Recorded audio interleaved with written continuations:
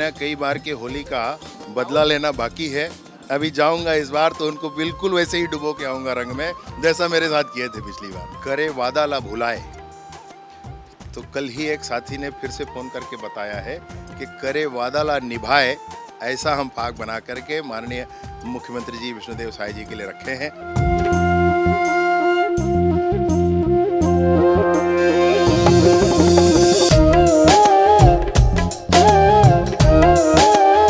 होली का त्यौहार है, होली का खुमार जो शुरू हो चुका है। हम गृह मंत्री विजय शर्मा के घर में यहाँ मौजूद हैं और यहाँ पर भी आप देख रहे हैं कि होली का रंग जो है वो फैला हुआ है और आप देख रहे हैं कि हरा, गुलाबी, पीला और तमाम तरह के गुलाल यहाँ पर सजे हुए हैं, मिठाइयाँ भी सजी हुई है।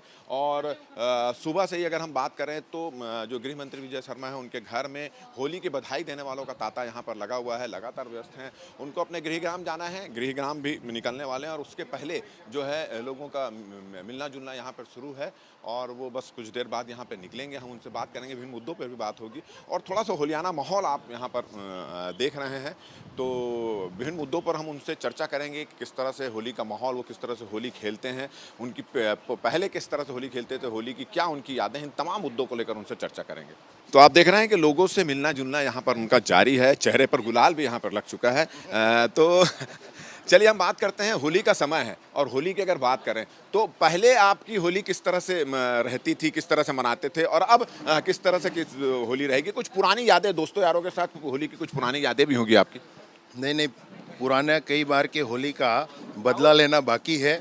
अभी जाऊंगा इस बार तो उनको बिल्कुल वैसे ही डुबो के आऊंगा रंग में, जैसा मेरे साथ किए थे पिछली बार। कोई है क्या टारगेट में? टारगेट है 3-4 लोग टारगेट में है, ये इस बार नहीं छोड़ूंगा उनको।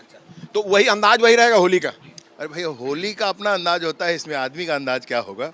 होली का अंदाज होता है और होली तो ऐसी ही होती।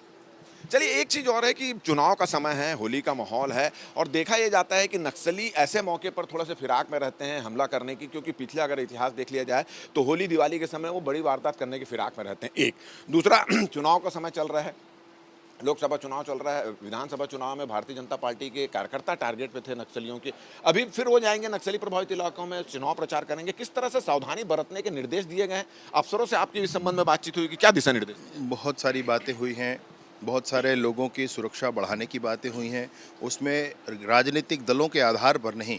हालांकि टारगेट तो भाजपा के कार्यकर्ता हो रहे हैं, वो एक अलग बात है, लेकिन फिर भी राजनीतिक दलों के आधार पर नहीं। जिस दल के बड़े नेता जो पूर्व मंत्री वर्तमान मंत्री हैं वो जब जाएंगे तो उनको चूँकि सुरक्षा क्षेत्रवार नहीं प्रदान की जा सकती है, इसलिए स्थानीय स्तर पर परंतु श्रेणी उनकी जेड श्रेणी की सुरक्षा होगी सभी को, जो वहाँ पर जाएंगे प्रचार के लिए सबको प्रदान होगी। स्थानीय वहाँ के जिस भी पार्टी के कार्यकर्ता हैं, सुरक्षा के नाते उनकी जो मांग है उसकी चिंता करके सुरक्षा मुहैया कराई गई है। आवश्यकता अनुरूप उसको और बढ़ाया जाएगा।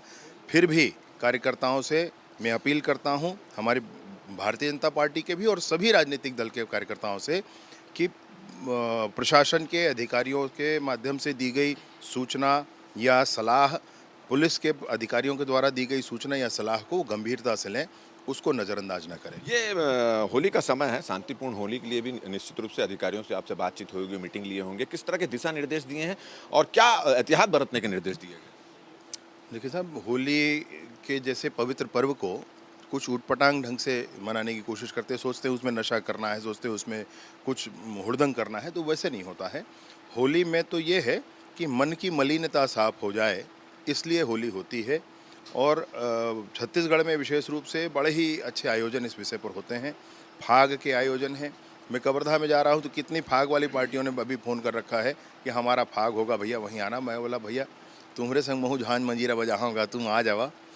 तो बड़ा ही सुंदर आयोजन होता है। इसमें सबको ये ध्यान रखना चाहिए, यह पवित्र त्यौहार है और इसको वैसे ही पवित्रता और अच्छे भाव से फाग की बात हुई, दोस्तों की बात हुई, पुराने दिनों की बात हुई, तो निश्चित रूप से आप फाग भी गाते हो, मुझको पता चला है।